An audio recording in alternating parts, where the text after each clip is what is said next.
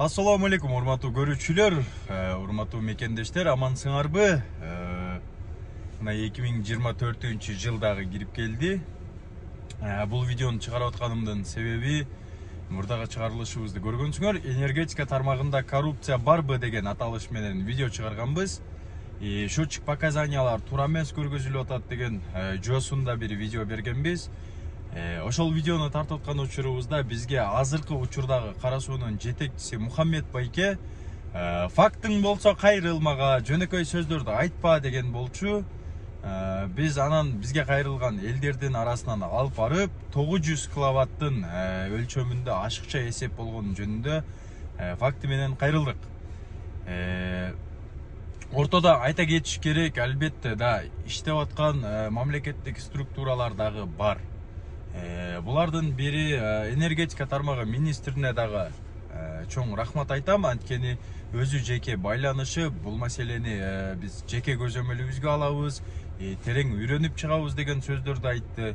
Андан сырткары жакында будан кийинки чыгарылышыбызда тартуулайбыз сиздерге. Оштогу жетекчиси Эмилбек байке менен дагы видео чыгарылыш тартканбыз, азыркы учурда монтаж болуп атат. Бул чыгарылышты дагы беребиз. Бул энергетика тармагындагы мындай көрүнүштөрдү жойүүгө болгон аракеттерди алып бараткан кээ бир жетекчилерге рахматымды айтам. Андан сырткары жашырбашыбыз керек. Рахмат учуру келгенде рахматты дагы айтканды билишибиз керек деп айтам. Улуттук коопсуздук кызматы, мындайча айтканда элдин арасында ГКМБ деп айтабыз.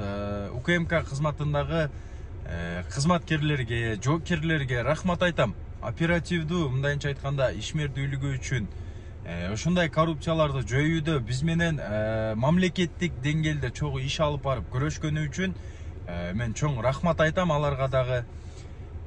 Андан сырткары мен үмүт кылам, ушул коррупциялык системаларга, коррупцияларга же болбосо катагерчиликке жол берген кызматкерлер Эмилбек байке кече айткандай жоопкерчиликке тартылат деп ойлойм. Ушул нерсени мен күтөм. Дагы бир башка үмүтүбүз, мындай көрүнүштөр биздин Кыргызстанда башка кайталанбайт деген үмүтүм бар. Анткени биз кайрылуулардын арасында аябай көп кайрылуулар алдык. Бул жалпы Кыргызстан боюнча болуп атканы жөнүндө аябай терең маалыматтарды бизге жеткирип берген адамдар болду. Андан сырткары дагы бир нерсени айта кетейин. Мен ар дайым айтып келем, биздин чыгарылыштан жок дегенде 1000 адам көрсө 1 адам пайда табыш керек. Эгерде сиз менен ушундай көрүнүштөр, ушундай жоосундар боло турган болсо, албетте мамлекеттик структураларга, күч структураларына кайрылыңыздар. Прокуратура кызматына, ички иштер коопсуздугуна, улуттук коопсуздук кызматына сөзсүз кайрылыңыздар, урматтуу мекендештер. Анткени мамлекеттин кызматында турган адамдар мамлекеттин статусун жабынып алып, элди тоногонго жол бербешибиз керек. Бул чыгарылышты чыгарыштан максат ошол фактыны мен сиздерге көргөзүп коеюн, ушундай жагдайлар болуп атканы жөнүндө сизге кабарлап коеюн дедим. Будан кийинки чыгарылышта жетекчилер кандай чечкиндүү кадамдарга барганы жөнүндө, кандай чечкиндүү иштерди кабыл алганы жөнүндө силерге тартуулайбыз. Жалпыңыздарга рахмат, ушунчалык колдоп, коштоп, ушунчалык колдоо көргөзүп бергениңиздер үчүн. Сиздердин колдооңуздар мындай нерселерди мамлекеттик деңгээлдеги статуста турган адамдарды реакция берүүсүнө себеп болот. Ошондуктан мен сүйлөйм, мен тартам, силер колдоп, силер жазып, ушундай нерселерге реакция берилишине, ушундай жоосундарды жоюлушуна биргеликте күрөшөбүз. Ошондуктан дагы деле болсо колдоп туруңуздар. Будан кийинкисинде дагы мындай мамлекеттин статусунда туруп, мамлекеттик ишмердүүлүктү алып барып, бирок мамлекетке кыянат кылып аткан адамдар жөнүндөгү чыгарылыштарды биз улантабыз.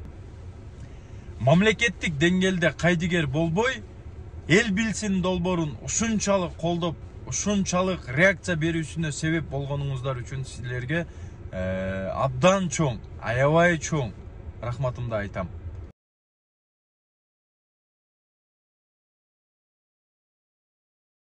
Неге? 1038 киловатт разница болот. Шуна колдомо. Кече өзүңөрдүн адисиңер айтыптыр да, ушуну. 1038 киловатт. Кийин айтып жатышабы адис.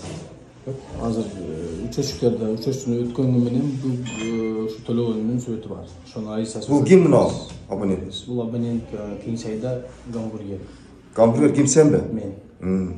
Мына телефонго тартатканыбызды жаман көргөнү жок экен. Просто жанагы күнү келсек, кызматкерлер бизди сөгүп, ар кандай сөздү айтканына байланыштуу biraz безопасность карай турган болуп калдык да биз.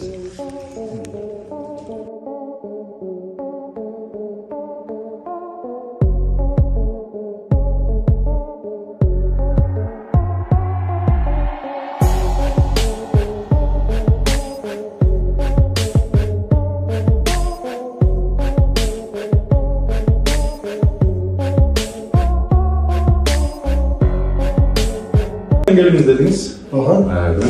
Aklına geldi adam. Kaçta? Şu caran boyu. Şu musun?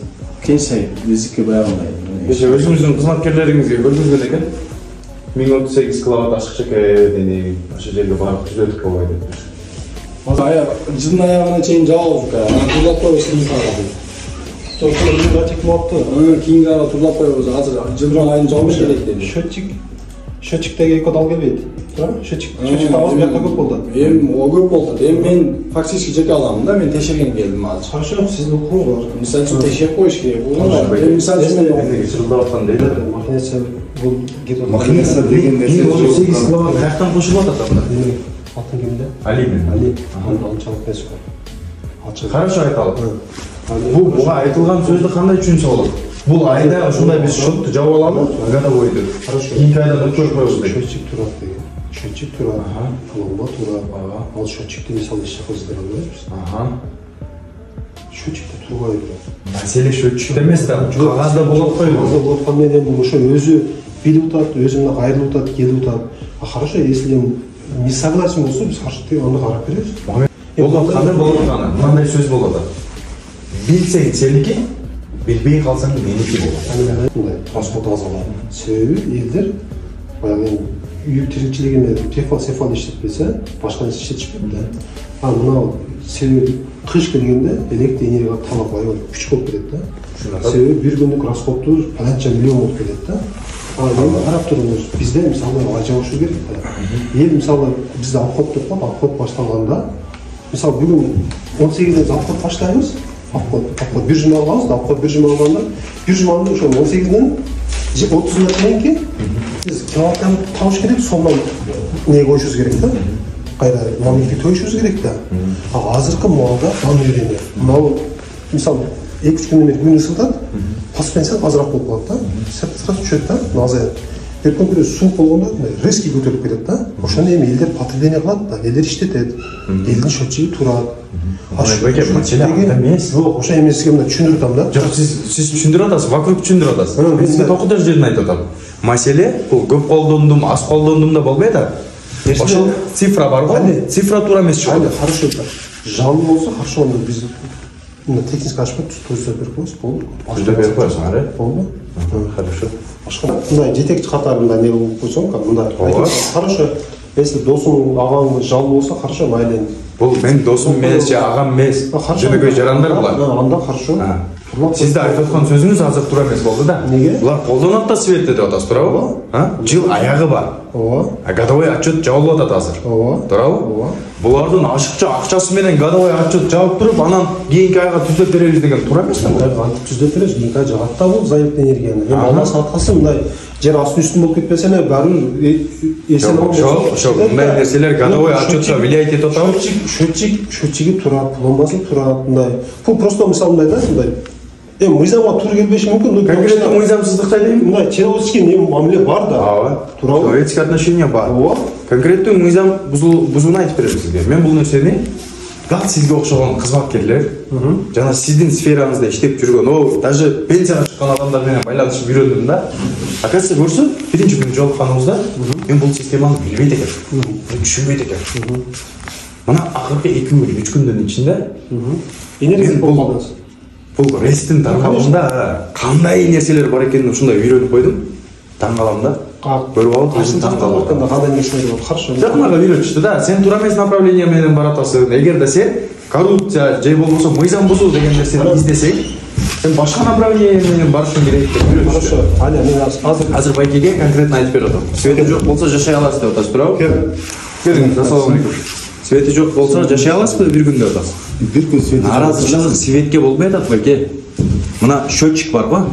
Ошондогу цифра менен силер берип аткан кагаздагы цифралар туура келип атканда болот. Техническая ошибка болот. Хорошо, Канча менен болуш керек? Хорошо, болуп берем мойындайм. Раз бул досо. Мени интернет тармагындагы видеомду 191 миң адам көрдү.